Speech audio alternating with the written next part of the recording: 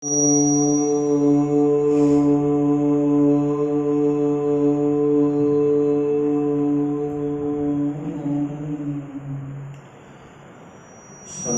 मित्रः सन्वरुणः सन्नो भवद्वर्यमा सन्नो इन्द्रो बृहस्पतिः सन्नो विष्णुरुक्रमः नमो ब्रह्मणे नमस्ते वायु त्वमेव प्रत्यक्षं ब्रह्मासि त्वामेव प्रत्यक्षं ब्रह्म वदिष्यामि ऋतं वदिष्यामि सत्यं वदिष्यामि तन्मामवतु तद्वक्तारमवतु अवतु मामवक्तारम्।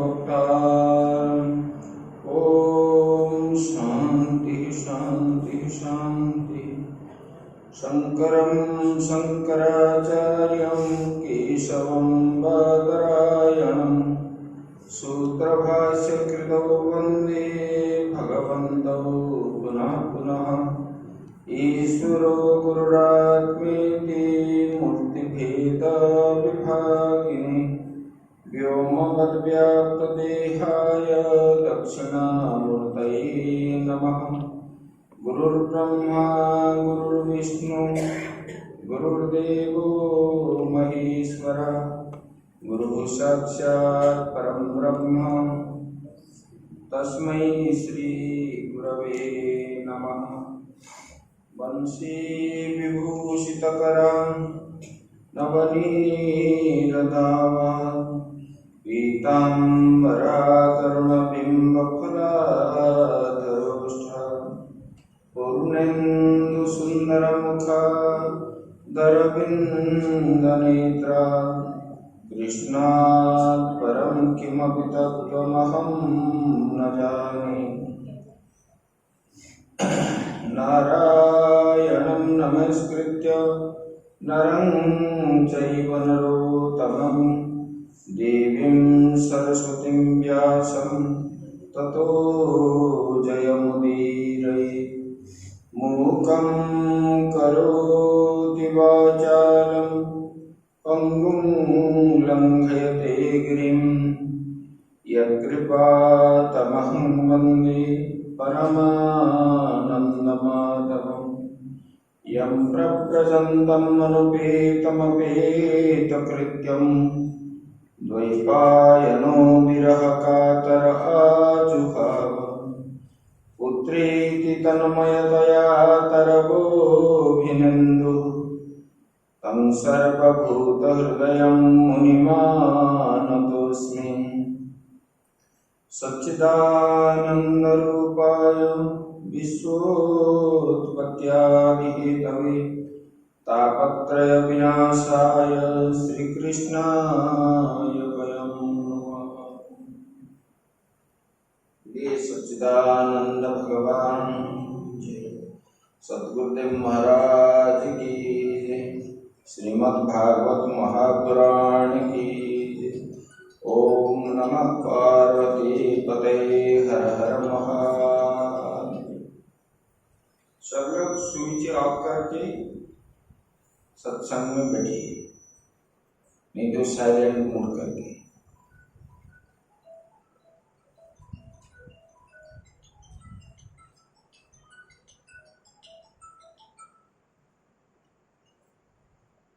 हरि ओम नमो शिवाय शंकर हरि ओम नमो शिवाय हरि ओम नमो शिवाय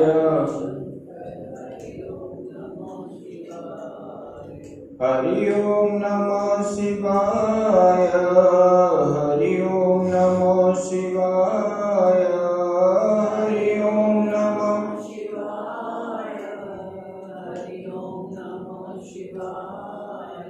हरि ओम नमो शिवाय शंकर हरि ओम नमो शिवाय हरि ओम नमो शिवाय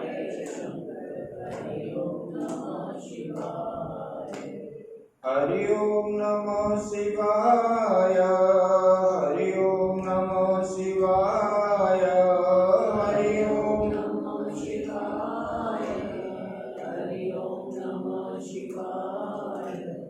हरि ओम नमः शिवाय शंकर हरि ओम नमः शिवाय हरि ओम नमः शिवाय हरि ओम नमः शिवाय। बोलिए सच्चिदानंद भगवान की जय।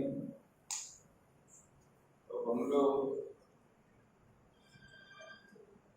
परमात्मा के कृपा से ये श्रावण मास में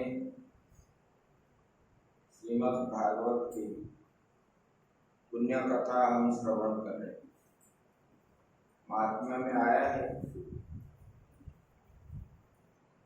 श्रावण माघ वैशाख कार्तिक भाद्रव ये महीना में भागवत श्रवण करना पुण्य माना जाता है। पूर्व में कुछ पुण्य का संचय की हो तब जो है इस महीने में श्रवण करना आप लोगों को अवसर प्राप्त हुआ है। तो बोले कि ये महात्मा में हम सुने ये 4 पुरुषार्थ को प्राप्त करना चाहिए। मनुष्य जन्म जब मिला है, जैसे धन कमाना, घर संसार आदि करना, खाना पीना रहना पहनना, ये सब तो होता ही है, लेकिन परमात्मा को प्राप्ति करना ये कठिन होता है। इसलिए बताया गया पुरुषार्थ जो 4 है, धर्म अर्थ काम मोक्ष, इसमें श्रेष्ठ पुरुषार्थ होता है मोक्ष। क्योंकि मोक्ष प्राप्त होने पर जीव को और आना नहीं पड़ता है, न स पुनरावर्तते। तो ये इसलिए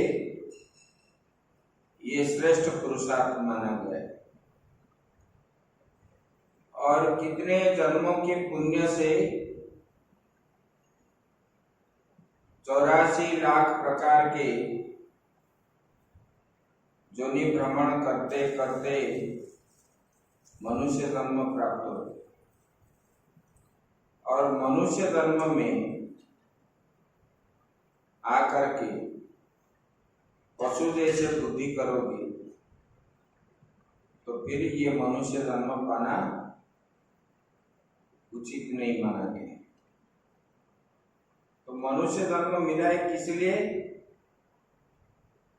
ना मनुष्यत्व को प्राप्त करना।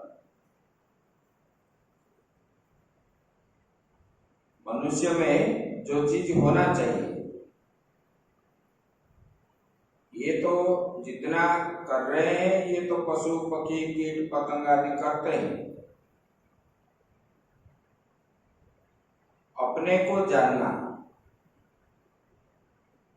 अपने को जानना मतलब शंकराचार्य भगवान ने बताए को हम कुताय,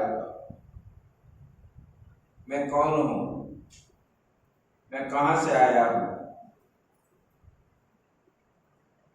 दूसरे के बारे में जानना कोई जरूरी नहीं है। पहले अपने को जानो, मैं कौन हूं, मैं कहां से आया हूं, यही।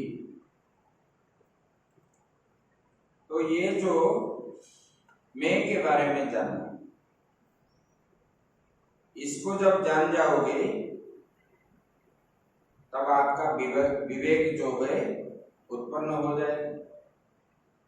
कोई विवेक मोह भ्रम भागा तब रघुनाथ चरण अनुग्रह। विवेक होने से मोह कट जाता है। जब तक मोह है तब तक आपको बंधन है। मोह नहीं है तो बंधन नहीं। इसलिए आप क्या बोलते हैं, अरे हम नहीं जाएंगे तो हमारा घर उजड़ जाएगा।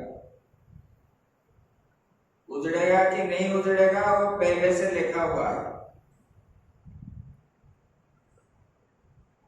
अभी एक वीडियो में वायरल हो रहा है, रायपुर में एक पिता माता एक साथ चले गए एक्सीडेंट में,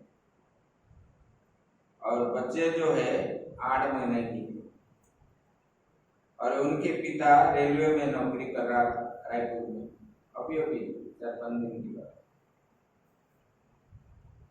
और उनको डीआरएम ने ले लिया रेलवे, और उनके नौकरी जैसे उनको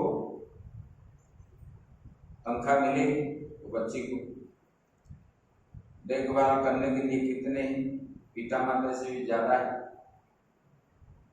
तो जिनका जो प्रारब्ध लिखा हुआ है, आप रहने पर भी होगा, नहीं रहने पर भी होगा। ये जो हम अपने को भगवान मानते हैं, मैं करने वाला हूं, मैं कराने वाला हूं, मानते हो कि नहीं मानते हो? मानते हो तो इसलिए घर छोड़ नहीं पाते। अगर नहीं मानते अपने को भगवान, मैं तो जीव हूं, इस प्रकार भावना अगर होता तो आप में ये बंधन नहीं होता। इसलिए कहा गया न कर्तृत्वम न भोक्तृत्वम, मैं करने वाला नहीं हूं, मैं भोगने वाला नहीं हूं। ये सब कुछ जो है काटते काटते, मैं जीव नहीं हूं, मैं ये नहीं हूं, मैं वो नहीं हूं, मेरा उपाधि भी नहीं है, ये सब जो चीज है, ना मैं स्त्री हूं, ना मैं पुरुष हूं, ना मैं, ये सब काटना पड़ेगा। प्रमाण भी है, ना मैं भोगने वाला, ना मैं करने वाला, कराने वाला। ऐसे काटते काटते काटते अंत में क्या निचोड़ आता है, मैं तो स्वयं सच्चिदानंद ब्रह्म हूं। ये कैसे होता है? अज्ञान मिटने पर ही ये होता है। अब अज्ञान भरा हुआ है, अज्ञान रहने के कारण ही अज्ञान बस में आकर के हम मैं और मेरा ये सब बोलते हैं। जिसको आप मानते हो कि ये मेरा है, मेरा अत्यंत अपना ही है, ऐसा हम मानते हैं। उनको बोलो आओ एक साथ मिलके मरेंगे, कोई राजी होगा? बोलो, राजी होगा? कोई नहीं राजी। तो अपना कैसा है? तो इसलिए ये संसार में कोई किसी का नहीं है, सब अपने अपने स्वार्थ के लिए पीछे भाग दौड़ आदि करते हैं। तो निष्कर्ष कैसे मिलेगा आपको? लाइटली लोगे तो नहीं मिलेगा, डीपली अगर लोगे, अंदर घुस करके तर्जमा करोगे, मंथन करोगे बार बार बार बार, तब ये बंधन में जीव नहीं फंसता। इसलिए ये शास्त्र में बताया, अभी इस अध्याय में बताएंगे। तो भागवत श्रवण करने से तो उसमें क्या होता है ना, भक्ति अपने आप आ जाती है, और भक्ति जब आ जाएगी तब ज्ञान भी वैराग्य भी आ जाएंगे। तो बोले कि श्रवण कैसे करना है? निष्काम भाव से, किसी भी प्रकार का कामना वासना आदि मन में ना हो, ऐसे हम श्रवण करें तो हमको वो फल मिलेगा। तो महात्मा आप लोग सुने काल तक आज जो है श्रीमद् भागवत के प्रथम स्कंद के प्रथम अध्याय हम श्रवण करते। देखो यहाँ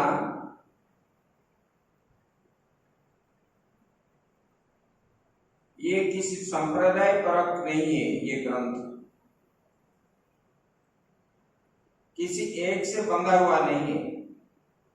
इसमें वेद का प्रमाण दिया गया है। बताते जन्मादस्य यतन्मयादितरत चार्थेषु भिज्ञास्वरान् तेने ब्रह्म हृदय आदि कवये मुह्यन्ति यत् सूर्यः तेजो पारिमृतं यथा विनिमयो यत्र त्रिसर्गो मृषा धाम्ना स्वेन सदा निरस्तकुहकं सत्यं परं धीमहि।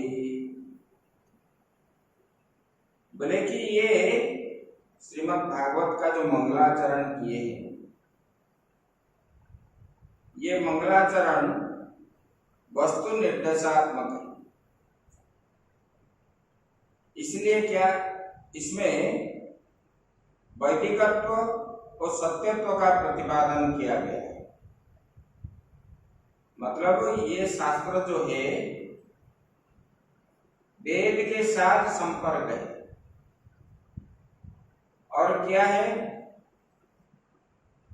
निचोड़ में सत्य ही रहता है। इसलिए बाद में आया सत्यम परम धीमहि। ये धीमहि का प्रयोग करता है वैदिक सूची। इसमें है वेद मंत्र जो है, गायत्री मंत्र है धीमहि, भर्गो देवस्य धीमहि आता है ना। तो ये वेद परक मंत्र है, किसी एक वेद का नहीं है, सब वेद का है। ये जो है एक वेद का पक्षपात नहीं है और एक शाखा का भी नहीं है पक्षपात, क्योंकि ये गायत्री मंत्र जो है सब वेदों में प्रयुक्त है। उसके जो अंतिम पद है, ये अंतिम पद को ही लिया गया है, सत्यम परम धीमहि। और ये भी किसी संप्रदाय का नहीं है, कोई भी संप्रदाय परक नहीं है। ना ये रामानंदी है, ना गौड़ीय भी है, ना सन्यासी है, इस प्रकार भी नहीं है लिया गया। ये निरपेक्ष ग्रंथ है। लेकिन जो लोग ये ग्रंथ रचना की पद्धति जानते हैं, वो कहते हैं, वो जानते हैं कि ये जो है सत्यम परम धीमहि। उसमें न लिया है रामम परम धीमहि, न कृष्णम परम धीमहि, न शिवम परम धीमहि, न दुर्गम परम धीमहि, इस प्रकार नहीं बोले। इस विशेष व्यक्ति के, इस संप्रदाय के लिए नहीं है। ये क्या है, सत्यम परम धीमहि। बोले कि ये उपासना विशेषक नहीं है, संप्रदाय परक नहीं है। और ये श्रीमद् भागवत कहता है सत्यम परम धीमहि। इसका मतलब क्या है, हम परमात्मा का ही ध्यान करते हैं। क्योंकि ये जो सत्य है, सत्य शब्द यहाँ जो आया है, ये सत्य क्या है, परमात्मा। सत्य मतलब जो तीनों काल में रहता है, पहले भी है, अभी भी है और बाद में भी जो रहता है, वही सत्य है। बाकी संसार में जितने हैं सब मिथ्या ही है, वही बताया। लेकिन ये इष्ट देवता को ही सत्य नहीं मानते, ये परमात्मा को ही मानते हैं। नाम रूप आकृति आभास, ये जो चारों का अधिष्ठान प्रकाशक, इन सब में ये चारों में अनुस्यूत है। बोले कि जो परम सत्य है वही अनुस्यूत है। बोले कि अभावित तत्व है।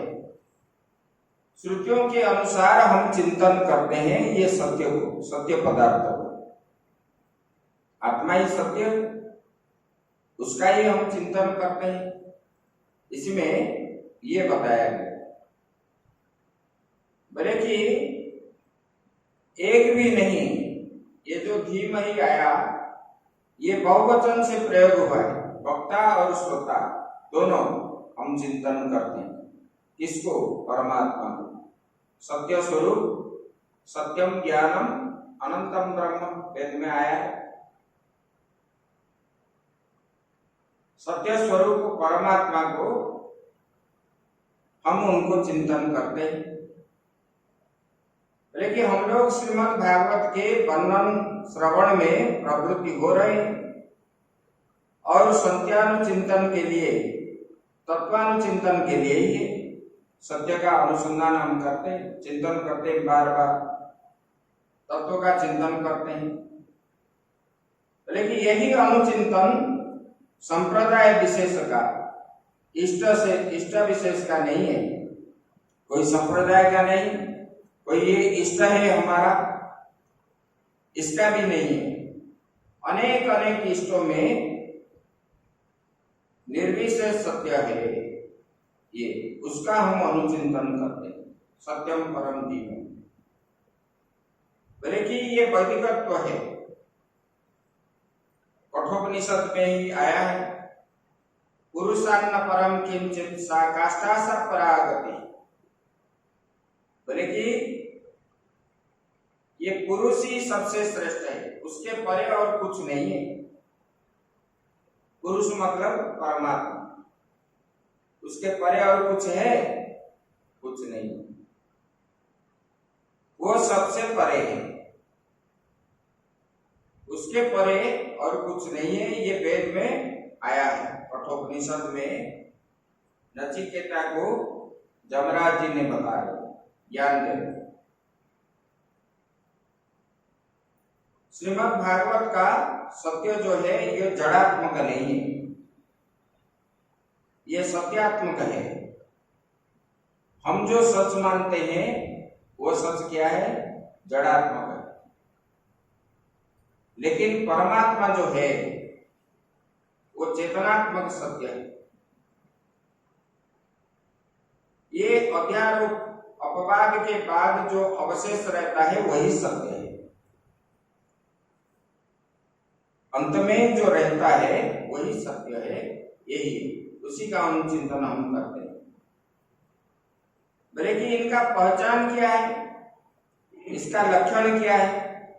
ये परमात्मा वही बता रहे।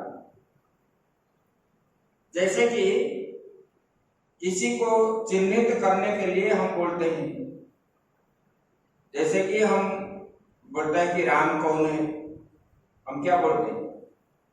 वो गोरे के साथ जो श्यामला वन खड़े हैं वही राम है, बोलते हैं कि नहीं? बोले कि वैसे ही परमात्मा के साथ लक्ष्य क्या है? बोले कि एक तटस्थ है और दूसरा क्या है? स्वरूप है। लक्ष्मण के साथ जो खड़े हैं वो क्या है? तटस्थ लक्षण है। और जो है स्वरूप लक्षण क्या है? अरे जो नीला वाला जो है वही राम है, ये स्वरूप लक्षण है। भाई के साथ वे राम जो है वो तटस्थ लक्षण है, और जो श्याम है वही राम है, वही क्या है? स्वरूप लक्षण है। ऐसे अब जो है तटस्थ लक्षण के द्वारा परमात्मा की पहचान जो है हम विचार करें। ये संसार जो है परमात्मा के द्वारा, जैसे कि घड़ा आप लोगों ने अज्ञान के कारण क्या बोलते हैं हम लोग, ये कमरा हमने बना लिया, बोलते हैं कि नहीं बोलते? ये कमरे में जितना माल मसाला लगा हुआ है ये हम बना सकते हैं ना, हमारा विज्ञान बना सकेगा। उसको लेकर के, मूल पदार्थ को लेकर के, ये जो सीमेंट है, ये सीमेंट किससे बनी? पत्थर से। पत्थर हमने बनाया ना हमारा विज्ञान ने बनाया? इसने नहीं बनाया। मूल जो है परमात्मा ने ही बनाया। तो ये संसार जो है बनाने वाला वही परमात्मा है। कैसे वो बता? यतो वा इमानि भूतानि जायन्ते येन जातानि जीवन्ति यत् प्रयन्ति, ये श्रुति कहती। और इसमें आया जन्मादस्य यतः, ये ब्रह्मसूत्र का दूसरा मंत्र है। यहाँ आया ना, जन्मादस्य यतो न्वयादि तरफ, ये जन्मादि यस्य यतः तीन शब्द है। ये तीन शब्द में श्रीमद् भागवत के प्रारंभ होता है। इसका अर्थ क्या है? बोले कि ये श्रुति सूत्रानुरूप है। ये जो भागवत जो है ब्रह्मसूत्र अनुरूप है, क्योंकि पहला सूत्र जो है अथो तो ब्रह्म जिज्ञासा, पहला सूत्र हो गया। ब्रह्म को जानने के लिए मैंने पहला दिन बताया, जिज्ञासा जिसके मन में हो तो उनको क्या है, साधन चतुष्टय संपन्न व्यक्ति ही, सम दम ये सब पालन करने वाले व्यक्ति ही श्रवण करते हैं। दूसरा सूत्र जो जन्मादि जन्मादस्य यतः आया, ये बोले कि ये जन्मादि किसका होती? इसमें ये जो प्रपंच दिया है उसी के ऊपर विचार करते। बोले कि गायत्री मंत्र में सविता शब्द का अर्थ जो है सृष्टि का कर्ता है वो, और उसमें इससे वैलक्षण क्या है? बोले कि ब्रह्म सूत्र में जो आया ब्रह्म जिज्ञासा, वहां अधिकारी चाहिए, वैराग्य चाहिए, तब जाके ब्रह्म को जान सकते हो। ब्रह्म को जानने के लिए अधिकारी होना चाहिए, साधन चतुष्टय संपन्न वाला अधिकारी चाहिए, सम दम आदि पालन करने वाला ही ब्रह्म का चिंतन कर सकते हैं। सब लोग नहीं कर सकते, ये बताया शास्त्र में। बोले कि उनका ही ब्रह्म जिज्ञासा होती है, ब्रह्म को जानने की इच्छा, मतलब परमात्मा की इच्छा वो करते हैं। और यहाँ ब्रह्म का लक्षण क्या बताया? बोले कि जन्मादि यस्य जन्मादस्य यतः, बोले कि यहाँ यदि अधिकारी न हो, वैराग्य न हो, तभी भी आप भागवत का श्रवण कर सकते हो। वहां वेद श्रवण करने के लिए अधिकारी चाहिए। अधिकारी किस प्रकार के? साधन संपन्न वाला व्यक्ति ही वेद अध्ययन में अधिकार बताया, सबके लिए मना किया। लेकिन भागवत में बोले कुछ भी ना हो, सब लोग श्रवण कर सकते। बोले कि जैसे समदमादि साधन संपन्न व्यक्ति ही वेदांत श्रवण का अधिकारी है, वैसा कोई प्रतिबंध श्रीमद् भागवत में नहीं है। बोले कि श्रीमद् भागवत सुनने के लिए समदमादि का, वो समदमादि आदि श्रवण करने पर अपने आप आ जाते हैं, श्रवण करते करते, क्योंकि मन में वैराग्य अपने आप आ जाता है। और अधिकारी प्राप्ति के लिए भी बाद में श्रीमद् भागवत का श्रवण करो। अधिकारी होने के पूर्व और उत्तर काल में दोनों वो चलता है। इसलिए अथो तो ब्रह्म जिज्ञासा को न दे करके यहाँ सीधे जन्मादि यस्य यतः दिया गया है। अब इसमें तीसरे बात देखो, यतः अस्य जन्मादि। आप लोग बोलते हो ना, माया जो है भगवान से बनी हुई है। ये माया भगवान को स्पर्श करता है कि नहीं, इसके ऊपर आगे बताएगा। ये जो है अस्य दृश्यमानस्य प्रपंचः यतः यस्य, ये जो अस्य शब्द है, जो दिखता है, जो प्रपंच दिख रहा है, दृश्यमान जितने पदार्थ हमको दिख रहा है वही प्रपंच है। घर है, बाल है, बच्चे हैं, जमीन है, जायदाद है, उपाधि है, ये सब दिखता है। दिखने के कारण ये सब प्रपंच हो गया है। लेकिन इसको कहते हैं अस्य। अस्य जन्मादि इदम जन्मादि मत भवति। लेकिन उसका जन्म है, उसी की स्थिति है, उसकी प्रलय है। लेकिन जिसका जन्म होता है उसका स्थिति भी होती है और उसका प्रलय भी होता है। मतलब जो जन्म होता है वही रहता है, बाद में वो मिटता है। लेकिन यही प्रपंच का लक्षण हो गया। परंतु इद जो है ये इदम शब्द है। लेकिन ये कैसा है? बोले कि ये जन्म बन न भवति। जैसे जन्म होता है इसी प्रकार इसका जन्म नहीं होता, और स्थिति जिस प्रकार होता है स्थितिवान न भवति, स्थितिवान भी नहीं है। और प्रलयवत न भवति, प्रलय जैसे होता है प्रलय की प्रकार के नहीं भी है। बोले कि ये यतः का मतलब परमात्मा का।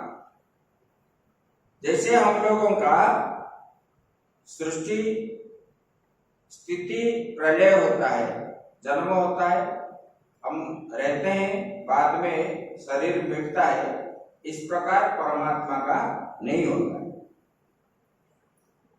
जन्म स्थिति और प्रलय होता है परमात्मा में। ये स्वयं ना जन्म होता है, ना स्थिति भी है, ना प्रलय भी है। जन्म स्थिति लय ये जो है ये दृश्य का लक्षण है। इदंत्व दृश्य का लक्षण है, अनिदंत्व परमात्मा का लक्षण है। जगत का जो लक्षण है इदंत्व और अनिदंत्व ये परमात्मा का लक्षण है। मतलब यतः जो है वो अनिर्वचनीय है। अब बोलते हैं जगत का मूल कारण क्या है? जन्मादस्य यतः न्वयादितरत, वो परमात्मा जो है इसका अन्वय भी है जगत का और व्यतिरेक भी है। जैसे घड़ा मिट्टी से ही बनती, मिट्टी जो है घड़े में अन्वय है। मिट्टी के बिना आप घड़ा बना सकते हैं?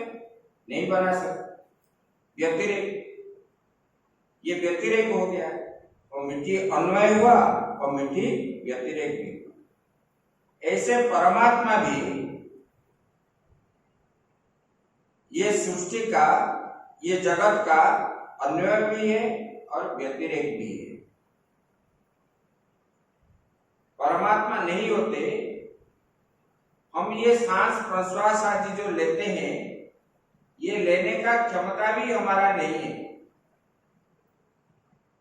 आत्मा जब तक अंदर है शरीर के अंदर, तब हम क्या करते हैं? सांस लेते हैं, चलते हैं, फिरते हैं। जब निकल करके चले जाते, आत्मा जब चली जाती, तब हम क्या है, निस्तेज, ये शरीर निस्तेज हो जाता है, उसके बाद क्या बोलते हैं, मर गया बोलते। उनके परमात्मा के सिवा हम करने का क्षमता एक भी हमारे पास नहीं है। अज्ञान के कारण ये माया में मैं और मेरा हो करके हम बोलते हैं कि ये मेरा है, ये तेरा है, मैं ये कर दिया, वो कर दिया, ये अज्ञान के कारण। ये अज्ञान कैसे छूटेगा, इसका विचार ये भागवत में बता रहे हैं। बोले कि हम करने कराने वाले कोई नहीं है, करने वाला भी वही है, कराने वाले भी वही है। बोले कि ये परमात्मा, इसका क्या है, निमित्त उपादान कारण है ये संसार का। बोले कि परमेश्वर की सत्ता से ये प्रपंच की सत्ता जो है, और प्रपंच के बिना भी परमेश्वर की सत्ता रहता है। ये जो प्रपंच दिखता है, मतलब प्रलय के बाद शेष जो है परमात्मा ही रहते हैं। ये जब मिट जाता है, जब दिखता है ये संसार, तो इसमें परमात्मा है, लेकिन प्रलय के बाद परमात्मा रहते कि नहीं, प्रलय के बाद भी वही रहते हैं, शेष जो रहता है, बचता है वही। बोले कि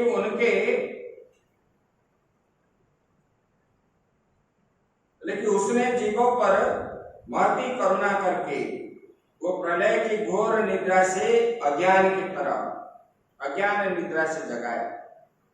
जैसे मां बच्चे को, सोया हुआ बच्चा को जगा करके माखन मिश्री आदि रोटी सब खिलाती है, इस प्रकार ये परमात्मा ने भी प्रलय में सब परमात्मा में समा जाते हैं। ये पंच महाभूत जो दिख रहा है, पृथ्वी, जल, तेज, वायु, आकाश, और सारे जीव जगत जो है, चींटी से लेकर के ब्रह्मा पर्यंत सब परमात्मा में समा जाते हैं। तो बोले कि ये सब जो है परमात्मा के अंदर रहते हैं। जब उनको फिर सृष्टि बनाने की इच्छा होती है, अकेले तो बहुत दिन पड़ा रहते हैं, आगे आप सुनोगे, जब फिर उनको सृष्टि बनाने की इच्छा होती, तब उन्होंने जो जो जीव उनके अंदर सोए थे, सबका प्रीवियस फाइल देख करके कैसा कर्म किया, क्या क्या किया, ये सब देख करके उनको फिर जन्म देता है। आप क्या बोलते हैं, अभी तो ये जन्म हुआ है, लोग बोलते हैं कि नहीं, ये तो कोई पुण्य की पाप कर्म नहीं किया, फिर उनको इतना दुख क्यों होता? पहले जो किया हुआ कर्म, कर्म के अनुसार ही उसको जो है जन्म लेना पड़ता है। और ब्रह्मा जी उनका पहला कर्म देख करके ही उनको संसार में छोड़ते। तो ये बिना सृष्टि बनाए जीव का कोई प्रयोजन पूरा नहीं होगा। तो इसी दृष्टि से परमेश्वर ही सृष्टि को बनाता है।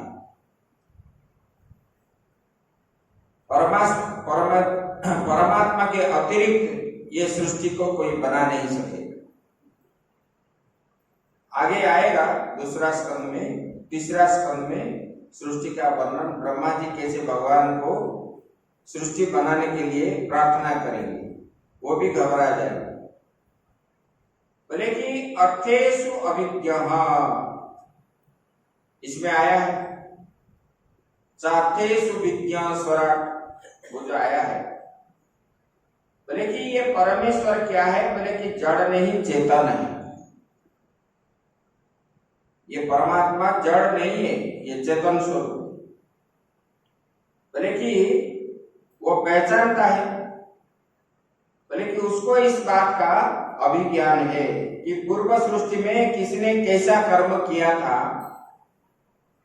ये चेतन होने के कारण ही वो उसी हिसाब से फिर जो सृष्टि बनाता है, तो उनका पहला कर्म को देख करके इसी जन्म में वो इसी हिसाब से छोड़ता है। बोले कि कैसे संस्कार है, कैसे भोग मिलना चाहिए, ये सब देख करके वो छोड़ दे। इसलिए वो क्या है? बोले कि वो चेतन है। बोले कि पहले देखो ही चीज को पहचानना जाता है, ऐसे बताया। स्वराट स्वतंत्र है, वो परमात्मा क्या है? बोले कि स्वतंत्र है। स्वेन राजते इति। अभी जो है बता रहे, बोले कि ये हिरण्यगर्भ का मतलब सृष्टि स्थिति प्रलय जो है करने वाला, वो कौन है? बोले कि ये विराट पुरुष है, हिरण्यगर्भ। तेने ब्रह्म हृदय आदि कवये मुह्यन्ति यत् सूर्य। बोले कि उसने आदि कवि हिरण्यगर्भ, हिरण्यगर्भ मतलब ब्रह्मा जी, ये ब्रह्मा को भगवान जो है अपने संकल्प से वेद का ज्ञान दिए। वेद का ज्ञान जब दिए तब जाके वो सृष्टि को संरचना करने के लिए सक्षम हुए, तब तक नहीं हुए थे ब्रह्मा जी। बोले कि अपने संकल्प से ही उसी हिरण्यगर्भ ब्रह्मा जी को वेद का ज्ञान उन्होंने दिए। बोले कि उस ब्रह्म के संबंध में, ज्ञान स्वरूप वेद के संबंध में बड़े बड़े विद्वान भी क्या होते हैं? मोहित तो हो जाते, ब्रह्म में पढ़ते हैं, जान नहीं पाते परमात्मा को। देखो नारद जी इतना बड़ा विद्वान हो करके इतने सब शास्त्र का अध्ययन किए, फिर भी जो है उनके मन में स्थिरता नहीं है। इसलिए अज्ञान के कारण। तब जब ज्ञान प्राप्त हुआ तब आनंदित हो गए।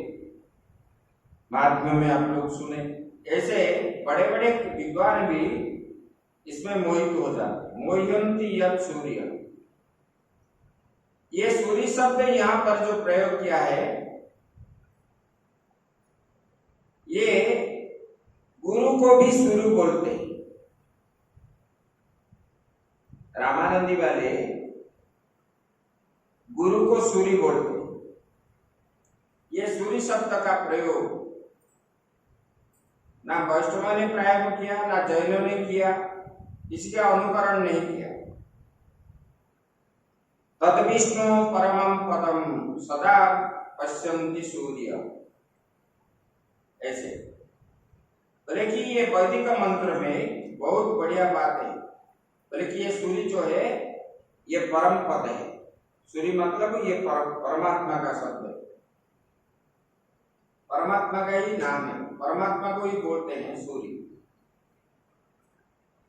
बोले कि इनका सदा दर्शन हो है, इसका तात्पर्य है महात्मा लोग काल अवच्छेदन, महात्मा लोग जो है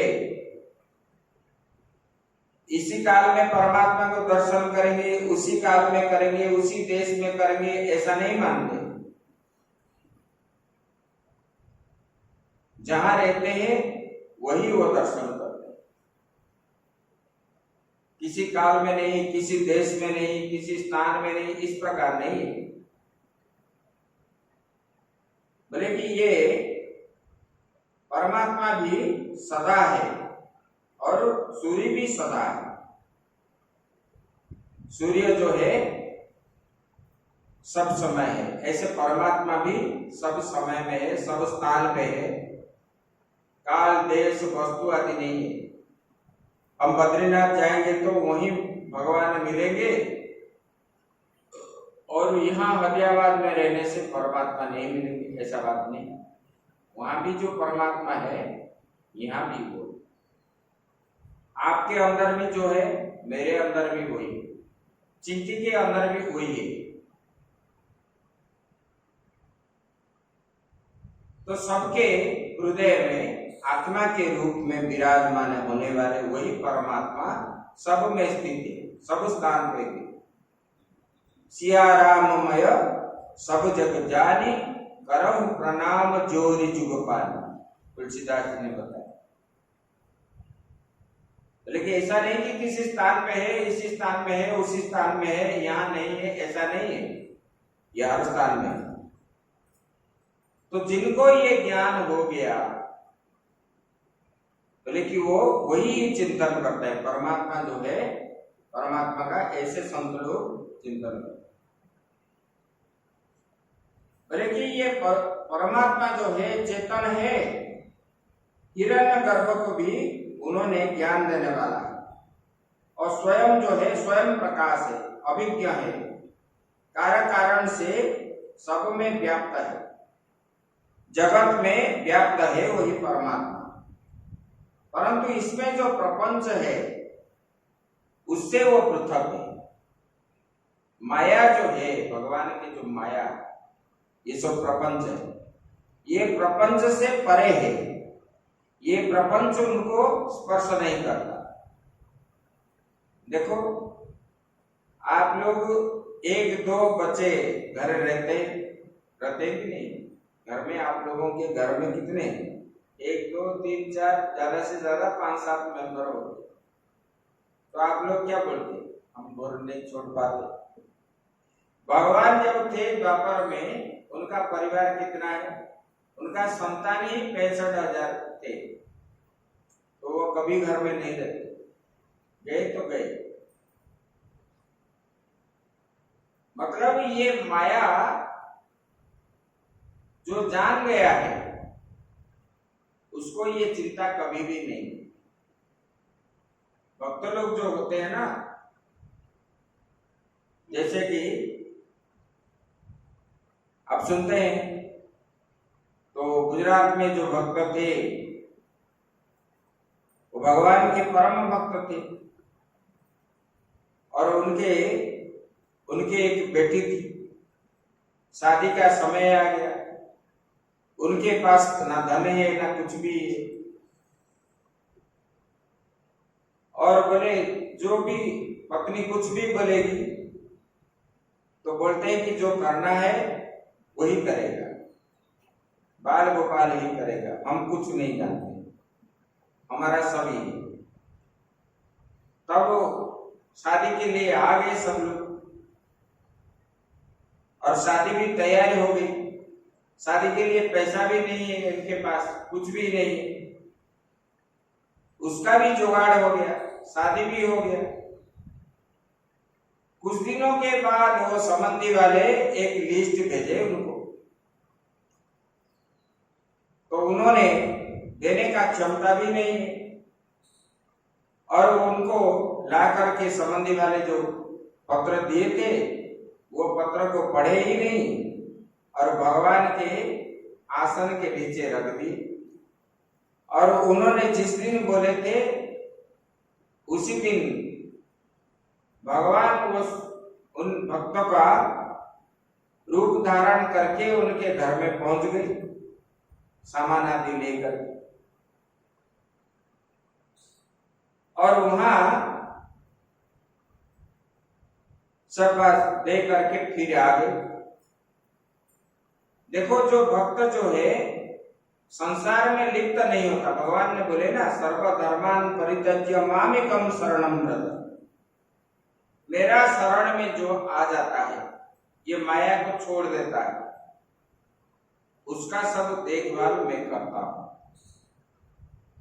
माया को पकड़ने के कारण आप लोगों को कभी सुख नहीं मिलता। ये जो सांसारिक सुख जो है, ये वास्तविक सुख नहीं है। ये तो एक क्षण के लिए, कुछ समय के लिए सुख है, बाद में दुख ही दुख है। ऐसे ये श्रीमद् भागवत जो है, इसमें ये भागवत श्रवण करने से सुख की प्राप्ति, मोक्ष की प्राप्ति, परमात्मा की प्राप्ति इसमें होती है, यही बताया। बोले कि देखो, जो ये माया से पृथक रूप से माया को नहीं देखता और अपने को अलग ही मान करके मैं तो करता नहीं, मैं भोगता नहीं, मैं ऐसा नहीं, तैसा नहीं, ये प्रकार काट काट करके मैं तो आत्मा हूं, इसी प्रकार भाव जो बन जाता है, उनको भी ये माया स्पर्श नहीं करता। ये प्रपंच के द्वारा वो बंधित नहीं होता। लेकिन ये परमात्मा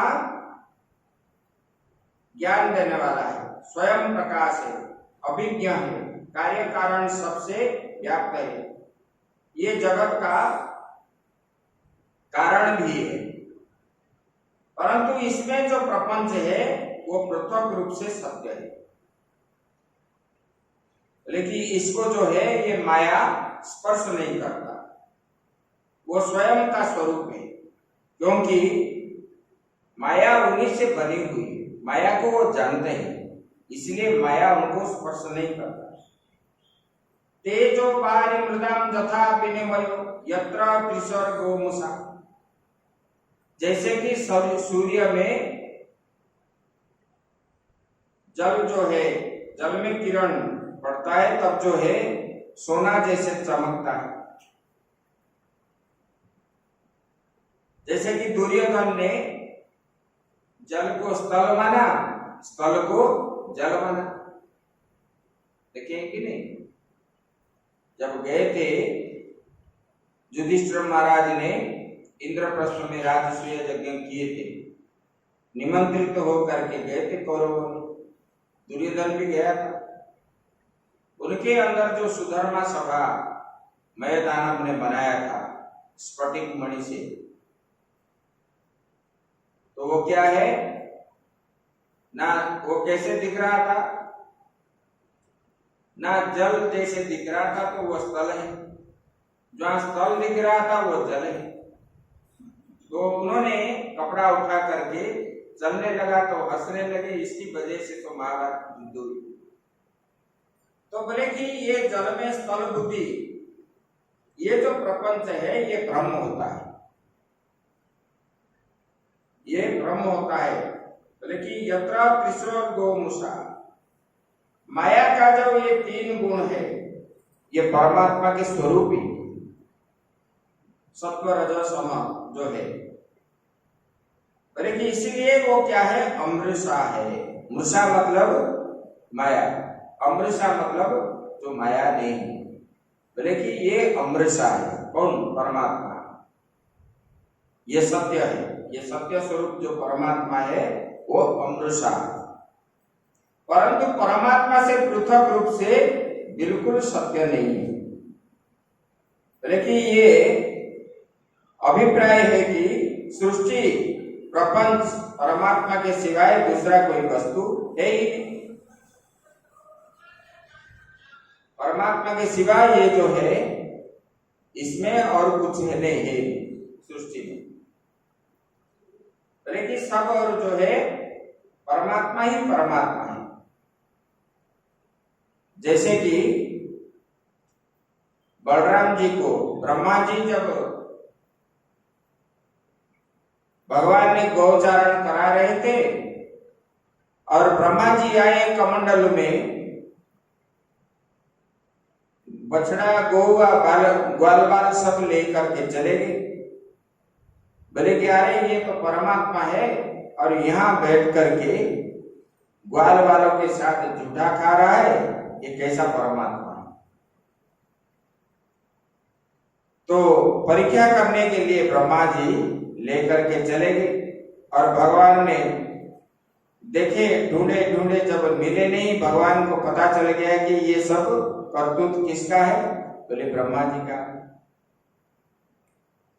और अपने स्वरूप से, शरीर से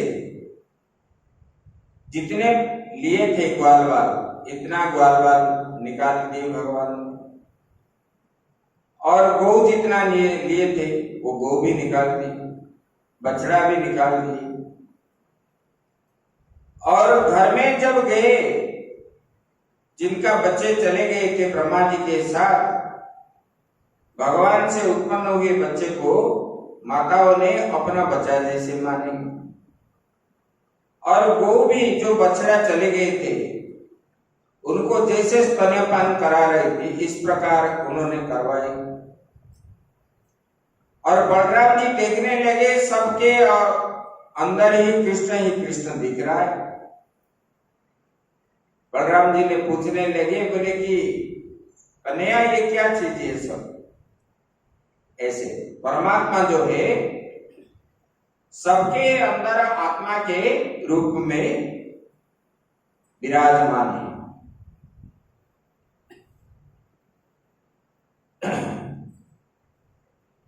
इसमें नहीं, उसमें नहीं, ये नहीं, वो परमात्मा ही परमात्मा है, सर्वत्र है, सब कुछ है परमात्मा ये संसार में। और मनुष्य के ये राग द्वेष की निवृत्ति के लिए ही, इससे बढ़कर और कोई सिद्धांत सृष्टि में कभी हुआ है ना होगा। बोले कि हम लोग को ये ज्ञान इसलिए नहीं होता, अपने अंदर जो राग द्वेष, अहंता ममता ये सब होने के कारण ही हमको ये माया प्रपंच पकड़ लेता है। बोले कि ये परमात्मा क्या है? बोले कि अद्वितीय है, प्रत्यक है, चैतन्य भिन्न है, ये ब्रह्म। बोले कि ये परमात्मा में ना राग है, ना द्वेष है, ना आसक्ति भी है, ये सब उनमें नहीं है। और परमात्मा को जुदा भी ज्ञानी लोग नहीं मानते, अज्ञानी जो है उनको जुदा मानते। परमात्मा हमसे कहां दूर है? अपने अंदर ही। ईश्वर सर्वभूतानां हृदय से जुलतिष्ठत्, सबके हृदय मंदिर में आत्मा के रूप में विराजमान यही परमात्मा है। बोले कि ये धामना स्वेन सदा निरस्तकुहकम। बोले कि स्वेन धामना, स्वयं प्रकाश रूपेण, निरस्तकुहकम। कुहक माने, कुहक मतलब माया है। बोले कि एक कुहक सत्यों को, बोले कि ये जो है मालूम पड़ता है हमारा जन्म हुआ है, हमारी मृत्यु होगी, संसार में कोई मैं और मेरा, इसका नाम ही माया है। मैं और तोर, तोर ते माया, यही बता, मैं और मेरा ये सब।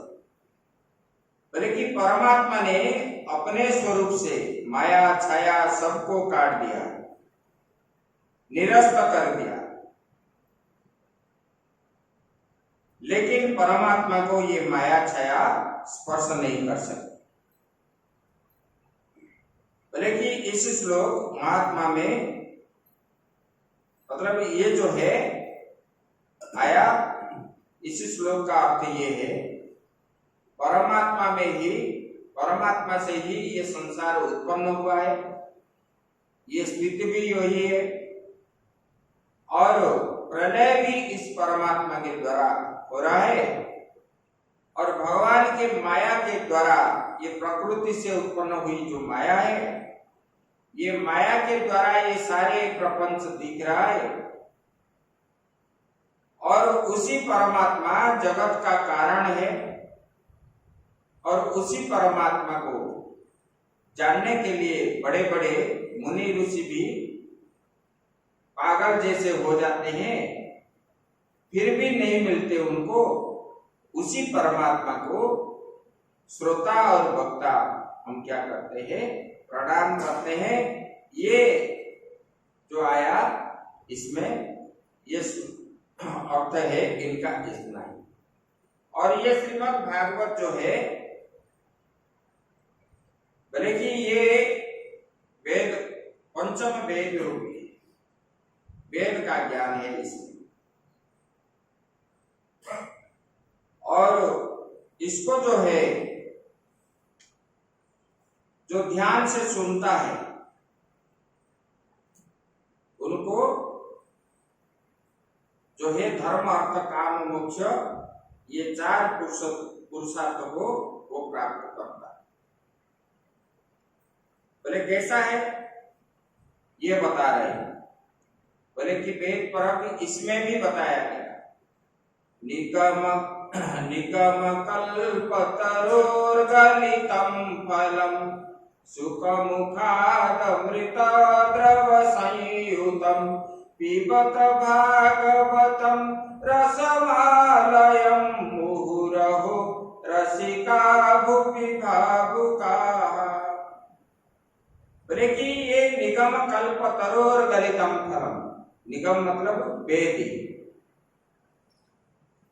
वेद के निगम बोलते हैं वेद को। ये वेद का ही फल है, स्वरूप। कौन? ये श्रीमद् भागवत। निगम कल्पतरोर्गलितं फलम, जैसे पेड़ से पका हुआ फल नीचे गिरता है, ऐसे ये भागवत भी कहाँ है, कहाँ से गिरा है? बोले कि वेद से गिरा हुआ है। और गिरा हुआ जो फल है, बोले कि सुख मुखाद मृत द्रव संयुतम, सुखदेव जी के, बोले कि जिनके पास त्याग है, वैराग्य है, इस प्रकार है, उनका मुख लगने पर वो फल जो है और अमृत स्वरूप बन गया। मीठा सी मिठाई, खट्टा कसा आदि जो षड रस है, ये सब नहीं है, मीठा ही मीठा है। बोले कि सुख मुखाद मृत द्रव संयुतम, तो बोले कि इसलिए क्या करोगे? बोले कि पिबत भागवतम रसमालयम, ये रस का आलय है, भंडार है। कौन? ये भागवत। बोले कि पिबत भागवतम, ये भागवत स्वरूप अमृत को, रस को पान करो। ये रस शब्द का अर्थ क्या है? रसो वही सह रस रास। बोले कि ये परमात्मा क्या है? बोले कि ये रस स्वरूप। जितना भी पियो मन भरेगा नहीं, पेट भरेगा नहीं, मन भी उससे उबेगा भी नहीं, और जो है कहीं विरक्ति भाव भी नहीं आता है। और पियो, और पीने की इच्छा है, और पीने की इच्छा है। तो बोलते हैं महात्मा लोग, बोले कि इसी जन्म में भी पियो, और इसी लोक से जाने के बाद परलोक जब जाओगे, वहां भी समय मिल रहा है, याद है तो पियो। फिर मृत्यु के बाद फिर जन्म लेते हो तो उसी समय भी पियो। जितना पियोगे इतना अच्छा ही है, जितना सुनोगे इतना ही अच्छा है, यही बता। मुहु रहो रसिका भुवि भावुका, और निशी पियो। ऐसा नहीं कि आज पी लेंगे काल नहीं पिएंगे। आप बोलते हो ना, मैंने तो संक्रांति के दिन प्रणाम करूंगा शिव जी को, बाकी किस दिन नहीं जाना। बोलते हो कि नहीं बोलते? गुरु मंत्र भी लेते हैं, लेकिन स्वामी जी स्नान करके हम उंगली से ही ऐसे गिनती कर देते हैं, उसका फल क्या मिलता है? 11 माला रोज करना चाहिए। 11 माला नहीं करने से गुरु शिष्य दोष भी लगता है। और बोलोगे कि समय नहीं मिल रहा है। अरे 24 घंटा आप लोगों के लिए 28 ही आप दरखास्त करने से हो जाएगा? बोलो, भगवान को दरखास्त करोगे, जैसे कि कुछ हो जाता है तो हड़ताल करते हो कि नहीं? गवर्नमेंट सब फुलफिल कर देता है आपका मन। ऐसे भगवान के पास अगर हड़ताल करोगे तो ये 24 घंटा को भगवान 28 घंटा कर लेंगे? नहीं करेंगे। ये 24 घंटा ही है, उससे हमको अपना समय निकालना पड़ेगा। सोना, जो जो काम हमारा मतलब नहीं करने पर भी चलेगा, उसी काम उसी समय ही हमको करना चाहिए। इधर इस काम के लिए समय नहीं निकालते। जब अच्छा वाला सीरियल आता है तो उसी समय ठीक से पहुंच जाएंगे। अरे हमारे सीरियल चला जाए, बोलते हो कि नहीं बोलते? दौड़ते हैं लोग। तो समय जो है हमको निकालना है, समय निकाल करके ये सब करना है। ये करने से ये फायदा है, ये जितना आप इसमें लगे हुए हो, ये कोई भी आपको भी मालूम है, हम क्या बोलेंगे, ये भी कोई भी आपके साथ ना इस लोक में साथ देने वाला है, ना परलोक में भी साथ देने वाला है। तो जो करोगे, अभी ये जो सुन रहे हो, ये आपका बैंक बैलेंस बन गया और ये साथ में जाएगा। जो भजन करोगे, गुरु मंत्र का जाप करोगे, शिव जी का दर्शन करोगे, ये सब जो है आपके साथ में जाने वाला है।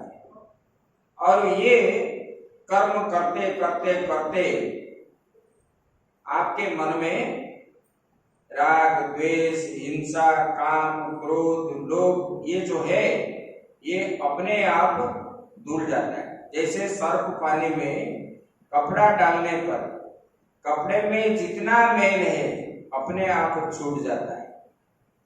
इस प्रकार हमारे अंदर जो अनादिकाल से पड़ा हुआ मल, विक्षेप, आवरण आदि जो है, जन्म जन्मांतर के पाप, ये श्रवण करने से ये क्या होता है, अपने आप ये पाप मिट जाता है और ये काम, क्रोध आदि से रहित भी जीव हो जाता है। इसलिए ये बताते हैं, बोले कि मुहु रहो अहर्निशि सुनाई, रसिक बन जाओ सुनने के लिए, यही भगवान बता रहे। तो इस प्रकार ये स्तुति आदि किए सुखदेव जी को और उसका मंगलाचरण भी किए। अभी ये कथा का प्रारंभ है। नैमिषे निमिष क्षेत्रे ऋषय शौनकादय सत्रम स्वर्गाय लोकाय सहस्र समन्मासतः। बोले कि ये 100 वर्ष के लिए शौनक ऋषियों ने आदि मिल करके नैमिषारण्य में यज्ञ प्रारंभ की। बोले किस लिए? सत्रम स्वर्गाय लोकाय, मतलब अच्छे स्थान को प्राप्ति की इच्छा से ये सब कर्म किया जाता है। देखो यहाँ यज्ञ हो रहा है सुबह, आप लोगों के पुण्य के लिए ही ये कार्य किया कराएगा, लेकिन यहाँ कोई नहीं आता। जरोटा जी के व्यतीत कोई नहीं है यहाँ। तो ये जो है यज्ञ में भगवान की दृष्टि करना, यही परमात्मा, और परमात्मा का चिंतन करना। तब जो है वहां बैठ करके भगवान का चिंतन मनन घर में तो नहीं होता है, और समय निकाल करके हम कम से कम आधा घंटा 15 मिनट ऐसे आकर के पास में बैठ के फिर चले जाएंगे। तो जो चिंतन हम करेंगे ऐसे धीरे धीरे 5 मिनट, 10 मिनट, 15 मिनट बढ़ाते बढ़ाते ये अपने आप मन जो है एकाग्रता हो जाएगी, और अपने अंदर जो दुर्गुण आदि है, राग द्वेष हिंसा काम क्रोध लोभ ये जो है ये दुर्वासना मन से हट जाएगी और वो हटने पर परमात्मा की प्राप्ति हो जाएगी। और वो जब हट जाएगा जैसे कि बादल हटने पर सूर्य दिखते हैं ऐसे हमारे अंदर ज्ञान तो है। धूमेना म्रियते बन्नी जथा दर्शो मलेन। धूम्र से ढकने के कारण अग्नि होने पर भी हमको अग्नि दिखाई नहीं देती। आग जो धुआं के कारण, लेकिन अग्नि है उसी में। धुआं हट जाने पर अग्नि दिखता है। इसी प्रकार अज्ञान के द्वारा ज्ञान ढका हुआ, अज्ञान हट जाने पर ज्ञान दृश्यमान हो जाए। ऐसे जैसे कि मिट्टी हटने पर मिट्टी के अंदर जो जल है, कुआं जब खुदाई करते हैं जल ऐसे ही दिख रहता है क्या? मिट्टी हटने के बाद ही जल हमको दिखता है। ऐसे अपने अंदर जो ज्ञान है, अज्ञान हटने पर ही वो ज्ञान का प्रकाश होता है। जब तक अज्ञान नहीं हटेगा तब तक नहीं है। तो इसीलिए ये सब कर्म किया जाता है, जाग यज्ञ सत्संग, इसी माध्यम से ज्ञान का उदय होता है। हम इधर यज्ञ करेंगे, हम बोले कि हम कैसे करोड़पति बनेंगे, तो ज्ञान होगा? नहीं हो। मुझे ये मिल जाए, वो मिल जाए, पावर मिल जाए, ऐसे वो भी मान लो कि मिल भी जाए, वो कुछ क्षण के लिए, कुछ समय के लिए, चिरंतन नहीं है। उसके बाद जो दुख आएगा वो बड़ा कठिन है। तंत्र मंत्र आदि जो करते हैं ना, दूसरे को पीड़ा पहुंचाते हैं, उनका जो बदला लेते हैं, लेकिन 1 साल 6 महीना 3 महीना ऐसे वो आनंद लेते हैं। उसके बाद वो तो ठीक हो जाता है जिसको करते हैं, लेकिन जो किया है उसी का अवस्था जो है खतरनाक बन जाता है। हर क्रिया का विपरीत समान प्रतिक्रिया रहता है, न्यूटन्स लॉ यही। इसलिए भगवान ने क्या बोले? बोले कि निष्काम भाव से,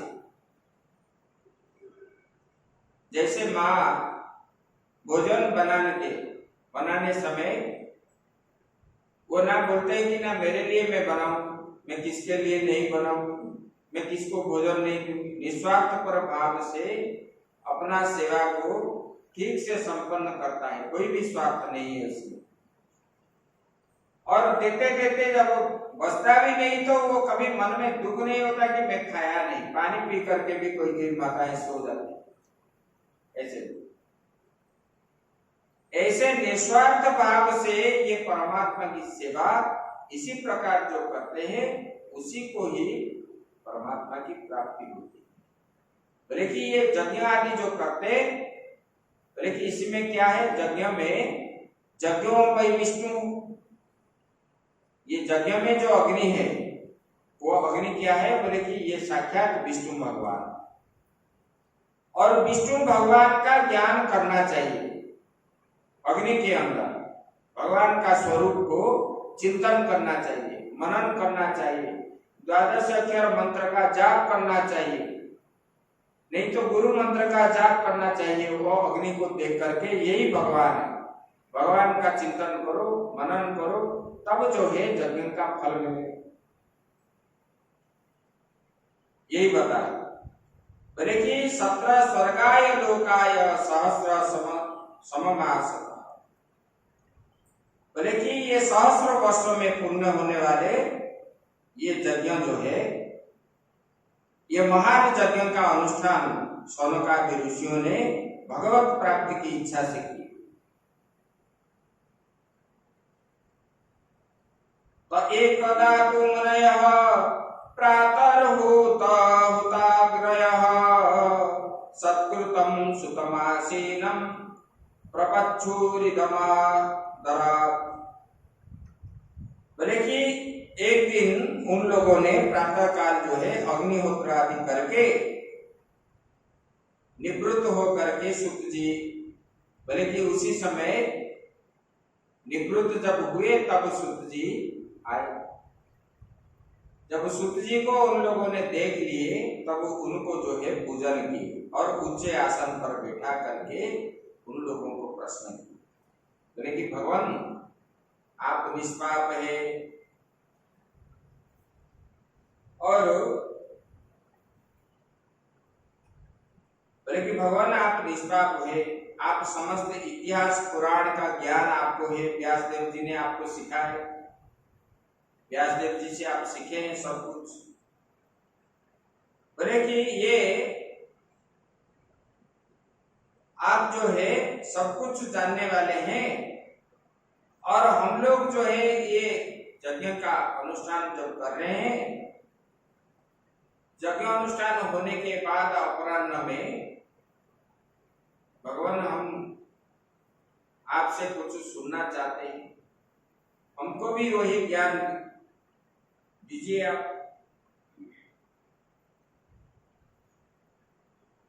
बोले कि आप वही ज्ञान हमको देने से हमारा कल्याण ही कल्याण होगा।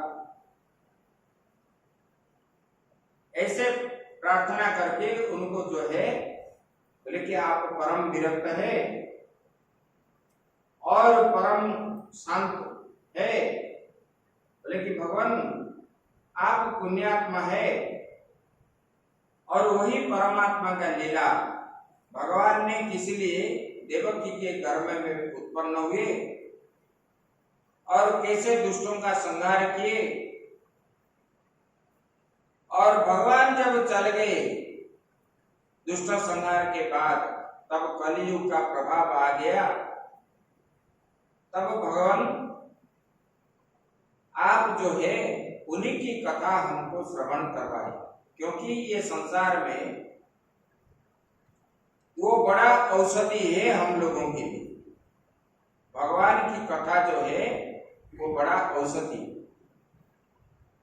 उसको श्रवण करने से संसार के अंदर जितने सारे दुख है, जो त्रिताप है, आध्यात्मिक, आदि दैविक, आदि भौतिक, ये दुख जीव को स्पर्श नहीं करता।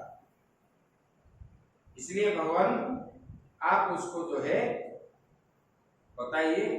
और इन्होंने अंत में प्रश्न पूछे, बोले कि वही धर्मरक्षक ब्राह्मण भक्त जोगेश्वर भगवान जब अपने धाम में पधारे गए तब धर्म जो है अभी किसी के हाथ में है, आप बताइए। इस प्रकार धर्म जो है अभी किसके शरण ली, भगवान ये हमको आप बताइए। और ये जब बताए तब बताते, बोले कि देखो सोनकादि ने ब्रह्मवादी ऋषियों को ये प्रश्न सुन करके रोमाहर्षण के पुत्र जो है सुत जी, उनको बड़ी आनंद हुआ और बोले कि भगवान आपने जो प्रश्न किए, ये प्रश्न जो है संसार के कल्याण के लिए आप लोगों ने किए।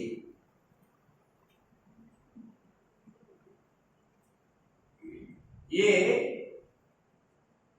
तब जो है सुत जी अभी बता रहे, यम प्रव्रजंतम अनुपेतम अपेत कृत्यम दैपायनो विरह कातर आजुहाव पुत्रेति तन्मयतया तरवो कौपीनेन्दु तम सर्वभूत हृदयं मुनिमानतोस्मि। इसका अर्थ आप लोग उसी दिन सुन गए थे, फिर भी मैं बता रहा हूं। बोले कि सुखदेव जी का यज्ञोपवीत आदि संस्कार नहीं हुआ जब जन्म हुए, और लौकिक वैदिक कर्म का अनुष्ठान का अवसर भी नहीं हुआ आया था, और उन्होंने अकेले ही संन्यास लेने के लिए के उद्देश्य से दौड़ने लगे। और पिता व्यास जी जो है उनके पीछे दौड़ते गए, आय पुत्र बोल के वो गए, बेटा बेटा। तो सुखदेव जी की ओर से वृक्षों से उत्तर मिला है, कौन किसका बेटा है, कौन किसका पुत्र है। ये जो है, ये श्रीमद् भागवत जो है अत्यंत गोपनीय रहस्यात्मक पुराण है। बोले कि ये भागवत स्वरूप का अनुभव करने वाला समस्त वेदों का सार है। ये संसार में फंसे हुए लोगों को ये ज्ञान नहीं होता, जिनके पास त्याग वैराग्य नहीं है, इसको सुनने के लिए बैठने के लिए भी उनका मन में नहीं है, 2 मिनट बैठेगा तो भागेगा। बोले कि ये सुखदेव जी ने इसका वर्णन किया, और सुखदेव ने बोले कि मैं उनकी शरण ग्रहण करता हूं। इसका वो सुखदेव जी का। उसके बाद उन्होंने नारायणं नमस्कृत्य नरं चैव नरोत्तमं देवीं सरस्वतीं व्यासं ततो जयमुदीरयेत्। बोले कि नारायणं नमस्कृत्य, परम ब्रह्म परमात्मा भगवान नर नारायण ऋषि को प्रणाम करें। ये नर नारायण जो है अर्जुन और भगवान श्री कृष्ण, ये पहले जन्म में नर और नारायण, बद्रीनाथ में एक नर पहाड़ है, एक नारायण पहाड़, वहीं पर तपस्या रत है, अभी भी है, पर्वत के रूप में। संसार की कल्याण की इच्छा से उन लोगों ने अभी तक की। बोले कि उसी नर नारायण को नमस्कार करके, नरं चैव नरोत्तमं, बोले कि वो नारायण ऋषि को, नर से उत्तम जो है भगवान है, उन लोगों को प्रणाम करके देवीं सरस्वतीं व्यासं, मां भगवती विद्यादात्री सरस्वती को प्रणाम करके, और किसको, बोले कि व्यास देव जी को नमस्कार करके, तब संसार और अंतकरण के समस्त विकारों पर विजय प्राप्त करने वाला इस श्रीमद् भागवत पुराण का पाठ करना चाहिए, यही बता। इसको नमस्कार करके नारायण को और नर ऋषि को, फिर सरस्वती जी को, व्यास जी को प्रणाम करने के बाद, बोले कि अंतकरण के समस्त विकारों, हमारा जो अंतकरण के अंदर जो है काम क्रोध लोभ मोह आदि जो है, बोले कि इस विकार पर विजय कैसे प्राप्त करेंगे, ये भागवत के द्वारा ही हम विजय प्राप्त कर सकते हैं। जब भागवत को हम श्रवण करेंगे, अपने अंदर त्याग वैराग्य आदि रख करके, त्याग वैराग्य के साथ हम श्रवण करेंगे, तब अपने अंदर जो ये राग द्वेष आदि जो है, ये अपने आप चली जाएगी। लेकिन उसके बाद ही ये भागवत पुराण का पाठ करना चाहिए। इधर पढ़ोगे और कोई बुलाया तो फिर उठ के भागोगे, लेकिन यही रख देता हूँ, कल मैं पढ़ूं आधा ही, एक दो श्लोक पढ़ के फिर चले जाओ, उसका महत्व क्या रहा। इसको हम मानते हैं कि ये परमात्मा का वांगमयी मूर्ति श्रीमद् भागवत, ऐसे तो हम कागज हमको दिखता है, लेकिन सूक्ष्म रूप में आप देखेंगे तो श्रीमद् भागवत जो है भगवान की वांगमयी मूर्ति, और ये द्वापर में स्पर्श करने से, जैसे भगवान श्री कृष्ण को स्पर्श करते थे, अभी जो फल मिलता था, अभी श्रीमद् भागवत का पूजन करने से, स्पर्श करने से वही फल मिलता है, अगर हमारा भाव उसी प्रकार हो तो बोले कि हमारे अंदर जो दुर्गुण आदि है, ये सब जो है अपने आप हट जाए। कामस्य इंद्रिय प्रीति लाभो जीवेतयावता जीव स्वतत्व जिज्ञासा नाथो यश्चेह कर्म भी। बोले कि देखो, भोग विलास का फल जो है इंद्रियों को तृप्त करना नहीं है। इंद्रियों को तृप्त करने के लिए भोग विलास नहीं है। आप जो धन कमाते हो, ये धन किस लिए कमा जाता है? शास्त्र में बताया, अभी जो धन कमा रहे हो वो धन किस लिए कमा रहे हो? खाएंगे पिएंगे आयश करेंगे, इसके लिए, भोग के लिए। लोग आजकल जो कमा रहे हैं भोग के लिए ही कर रहे हैं। बोले कि वो धन जो है धर्म के लिए उपार्जन करना चाहिए। बाल बच्चे का पालन पोषण करना है और समाज में अपना स्थिति को बजाय रखना है। बाकी जो धन है धर्म में लगाना चाहिए, क्योंकि धर्मो रक्षति रक्षिता। धन जो हम कमाते हैं धर्म के लिए, यही बता रहे। बोले कि धर्म का फल जो है, क्यों धर्म करेंगे? ना धर्म का फल है मोक्ष। धर्म आप करोगे तो मोक्ष को प्राप्त हो। अगर धर्म नहीं करेंगे तो बार बार जो है जन्म होना फिर मरना, फिर जन्म होना फिर मरना। अभी मनुष्य जन्म मिला है, अच्छा कर्म करोगे तो उच्च योनि में जाओगे, मतलब उच्च जाति में जाओगे। अगर खराब काम करोगे फिर जो है नीच योनि की और जाओ। ऊर्ध्वं गच्छति सत्त्वस्था मध्ये तिष्ठन्ति राजसा जघन्य गुण वृत्तिस्था अधो गच्छन्ति तामसा। जो अच्छा कर्म करने वाले सत्व गुणी होते हैं ऊपर की ओर प्रमोशन होते होते जाते हैं,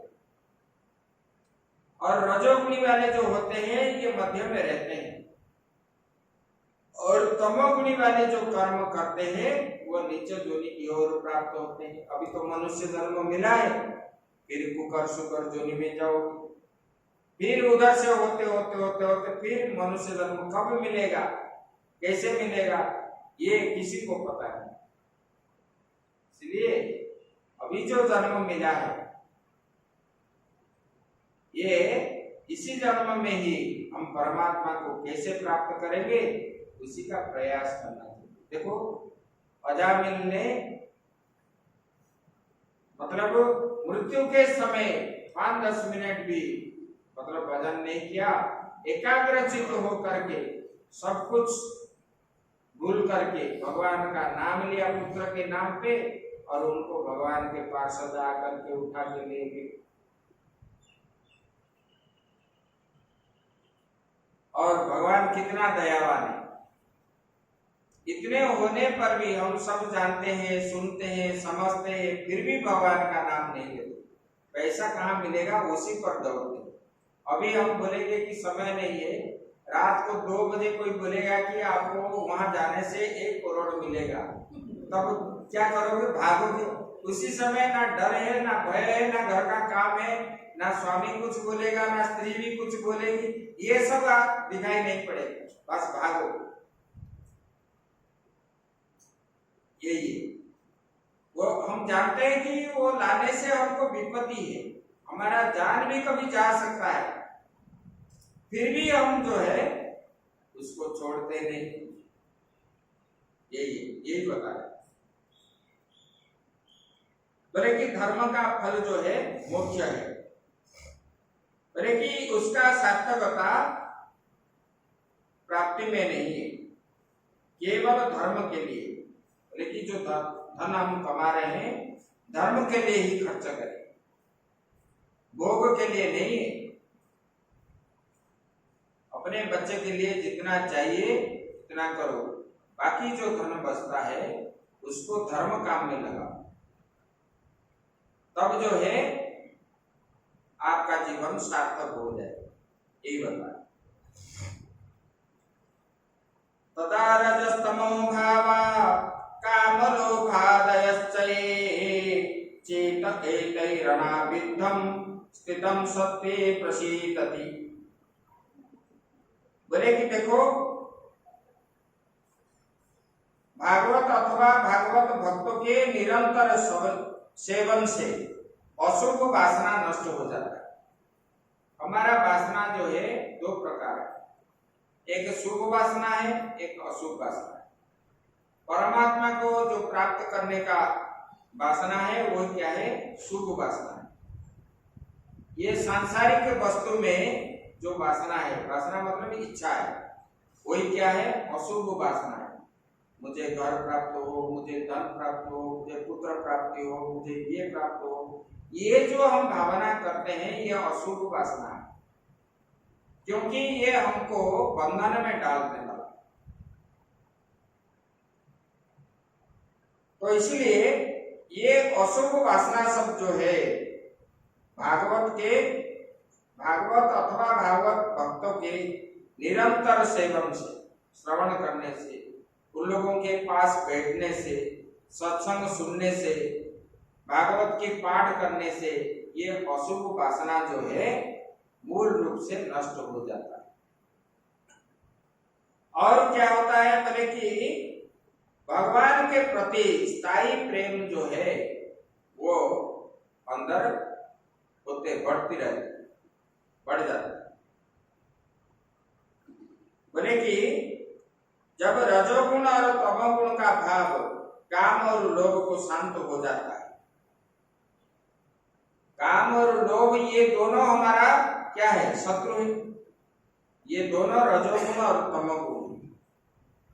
बोले कि चित्त इससे रहित हो करके जब सत्वगुण की ओर चला जाता है तब जो है मन निर्मल हो जाता है और परमात्मा की प्राप्ति हो जाती है। एवं प्रसन्न मनसो भगवत भक्ति योगतः भगवत तत्व विज्ञानम मुक्त संगस्य जायते। बोले कि इसी प्रकार भगवान की प्रेममयी भक्ति से क्या करो? संसार की समस्त आसक्तियां जो है मिट जाती है। भगवान देखो, मन के अंदर दो क्रिया एक साथ नहीं होती। भगवान को चाहते हो तो संसार अपने आप छूट जाएगा। अगर संसार को चाहोगे तो भगवान नहीं मिलेगा। तो मन के अंदर भगवान और संसार दोनों एक साथ नहीं है, तो एक का ही कार्य होता है। वही बता रहे। बोले कि भगवान के भक्ति से ये संसार की वासना सब आदि जो है अपने आप छूट जाती है। बोले कि हृदय आनंद से भर जाता है, तब भगवान तत्व का अनुभव अपने आप हो जाता है। जब विषय वासना आदि सब छोड़ देंगे तब भगवान का, देखो वाल्मीकि ने पहले जन्म में क्या थे? चोरी थे, और साधु का संग हुआ। उन्होंने बताया, बोले कि आप ये जो चोरी कर रहे हो इसमें आपको पुण्य होता है कि पाप होता है? वो बोले कि पाप पुण्य क्या चीज है मुझे तो मालूम नहीं। तो बोले कि इसमें पाप बनता है। बोले कि वो क्या है? बोले कि आप एक काम करो, जा करके जिनके लिए आप इनको मार करके लेते हो उनको जा करके पूछ लो। तो इसमें तुम जो कर्म करते हो इसमें जो फल आपको मिलेगा वो फल का भागीदारी वो लोग होंगे जिनके लिए आप कर रहे हो। उन्होंने जाकर के पहले पिता को पूछा, फिर माता को पूछा, फिर पत्नी को पूछा, सब लोग नाराज हो गए। तब जो है उनके मन में वैराग्य आ गया, तब यहाँ आकर के जंगल में बैठ गए। ऐसे कि राम राम भी उनके मन में मतलब नहीं आता था बोलना, तो नारद जी ने उल्टा नाम बताया, मरा मरा मरा। तब मरा मरा बोलते बोलते राम राम हो गए। तब भजन जब किया तब जो है उनको सब सिद्धि की प्राप्ति होगी।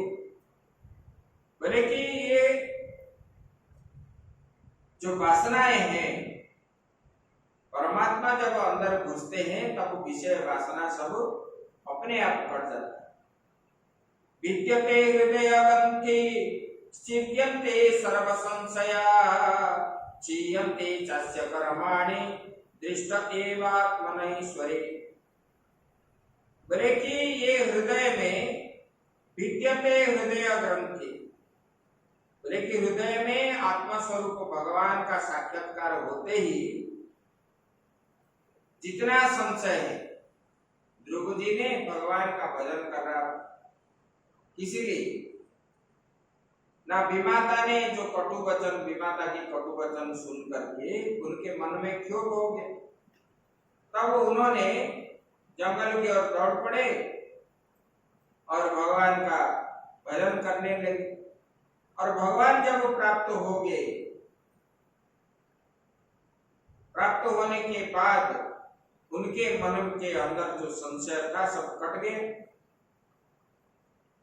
तब उन्होंने पश्चाताप करने लगा भगवान जाने के बाद। बोले कि अरे भगवान, मैंने कुछ दिन साधन किया, मुनि ऋषि ने सालों साल कितने जन्म जन्म तपस्या करते तो भगवान मिलते नहीं, और मैंने अल्प समय स्वल्प समय में भगवान का दर्शन तो कर लिया, लेकिन मैंने भगवान को मुक्ति नहीं मांगा, ये जो है अर्थ मांगा मैंने।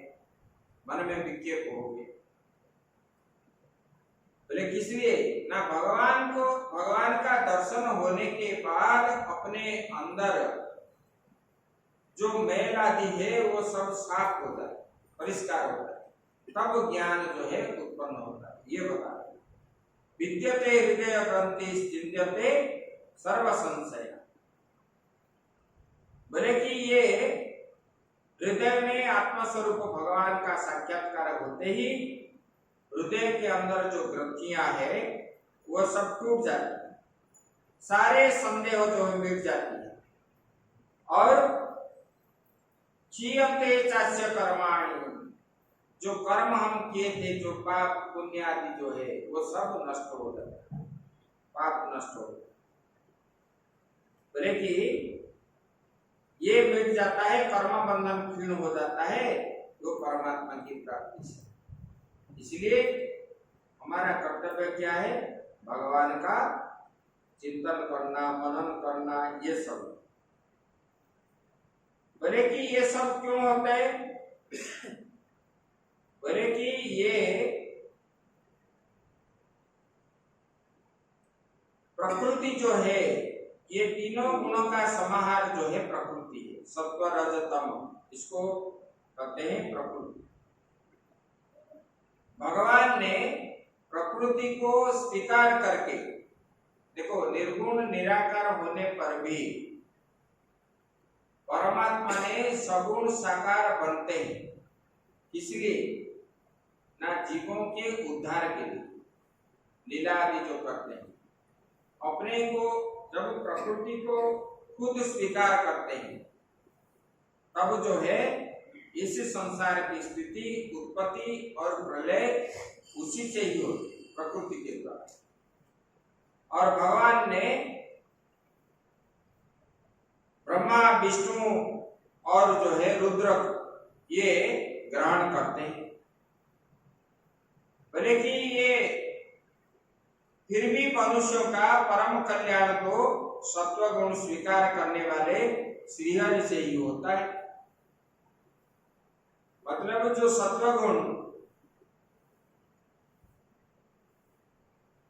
गुण जिनके मन में है वही परमात्मा का चिंतन करता है। और रजोगुण तमोगुण करने वाले ये जो संसार की जो प्रपंच का चिंतन करने वाले, बोले कि ऐसे बोले कि देखो जैसे पृथ्वी के विकार लकड़ी की अपेक्षा धुआं श्रेष्ठ है। पृथ्वी का विकार जो है पृथ्वी का विकार लकड़ी है, लकड़ी पृथ्वी से उत्पन्न हुई, लेकिन ये लकड़ी की अपेक्षा लकड़ी से निकली हुई धुआं जो है वही उत्कृष्ट है। और उसी से भी श्रेष्ठ जो है धुआं से अग्नि श्रेष्ठ है, क्योंकि वेदोक्त यज्ञ जगादि के द्वारा अग्नि सद्गति देने वाला है, क्योंकि अग्नि ही विष्णु है, इस प्रकार वेद में माना जाता है। लेकिन वैसे ही तमोगुण से रजोगुण श्रेष्ठ है। जैसे पृथ्वी तत्व से लकड़ी श्रेष्ठ है, लकड़ी से अग्नि श्रेष्ठ है, ऐसे तमोगुण से रजोगुण श्रेष्ठ है, रजोगुण से सत्वगुण श्रेष्ठ है। और ये सत्वगुण इसलिए श्रेष्ठ है, ये सत्वगुण के द्वारा ही हम क्या है परमात्मा जी, जब हमारे मन में सत्वगुण उत्पन्न होता है तब जो है हमारा मन इसमें पूजा पाठ धर्म कर्म में लगता है। जब रजोगुण उत्पन्न होता है, हमारे अंदर तीनों गुण है, दो गुण को दबा के एक गुण ज्यादा बनता है। जब रजोगुण ज्यादा बन जाता है उसी समय क्या है खाने पीने को अच्छा खाने पीने को इच्छा होती है और भोग भोगने का इच्छा होती है। ऐसे जब सत्वगुण और रजोगुण को दबा करके तमोगुण जब बढ़ जाती है तब हमारा मन में क्या होता है, किसी के प्रति राग, किसके प्रति द्वेष, ईर्ष्या, क्रोध, ये सब उत्पन्न होता है। बल्कि प्राचीन युगों में महात्मा लोग जो है कल्याण के लिए विशुद्ध सत्वमय भगवान विष्णु की ही आराधना करते थे, जिसमें हमारा कल्याण हो उसी का ही चिंतन करना चाहिए। लेकिन आजकल क्या है, जिसने दलदल में फंसना है वो दलदल में फंसने के लिए सब लोग तैयार है, लेकिन दलदल से निकलने के लिए कोई भी तैयार नहीं है। बोले कि हमारा क्या रहता है, बोले इसमें क्या होगा। कोई तो बोलते हैं अरे इसमें क्या सुख मिलता है, ना खाने को दिया जाता है, ना पीने को है, ना अच्छा खाओगे ना अच्छा पियोगे। भगवान ने हमारा मुख मिला है, खाओ, सब इंद्रिय मिला है, सुख भोग करने के लिए मिला है, और इसी को रोक करके कौन रह सकता है, ऐसे भी लोग बोलते हैं। तो बोले कि ये विष्णु भगवान का ये उपासना आदि करते हैं और काल स्वरूप का ही भजन करते हैं भक्त लोग जो है। बोले कि ये वेदों का तात्पर्य जो है भगवान में ही है। वासुदेव परम ज्ञानम, वासुदेव परम तप, वासुदेव परो धर्म, वासुदेव परागति। बोले कि ये वासुदेव परम ज्ञानम, ये वासुदेव ही भगवान श्री कृष्ण ही ये ज्ञान स्वरूप है, उनको जानने से ही ज्ञान है और उनका चिंतन करने से ही वही तप है। वासुदेव परम तप। बोले कि वासुदेव परो धर्म, वही धर्म का स्वरूप है और वो भी वासुदेव ही गति देने वाला है, इसके अतिरिक्त और कुछ भी नहीं है। आगे की बात हम लोग करेंगे। ओम पूर्णमदः पूर्णमिदं पूर्णात् पूर्णमुदच्यते पूर्णस्य पूर्णमादाय पूर्णमेवावशिष्यते। ओम शांति शांति शांति।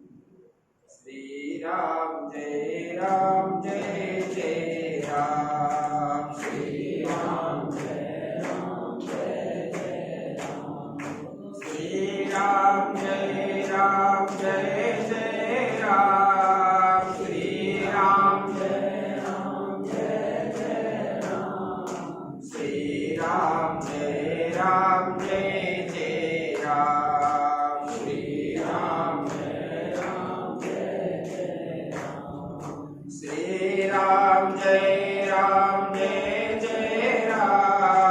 श्री राम जय राम, श्री राम जय राम, जय राम, श्री राम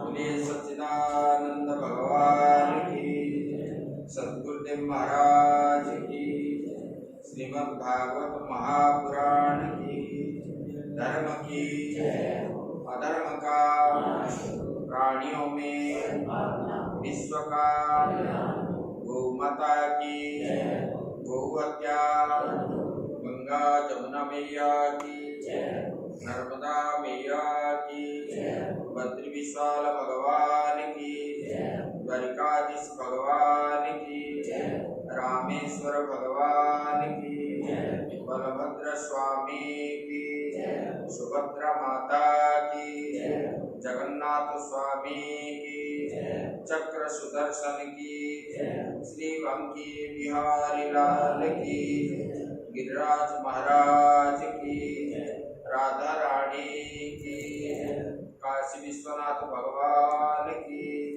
राम लाला की, आद्य गुरु शंकराचार्य भगवान की, अपने अपने गुरु महाराज की, आज के आनंद की। ओम नमः पार्वती पते, हर हर महादेव।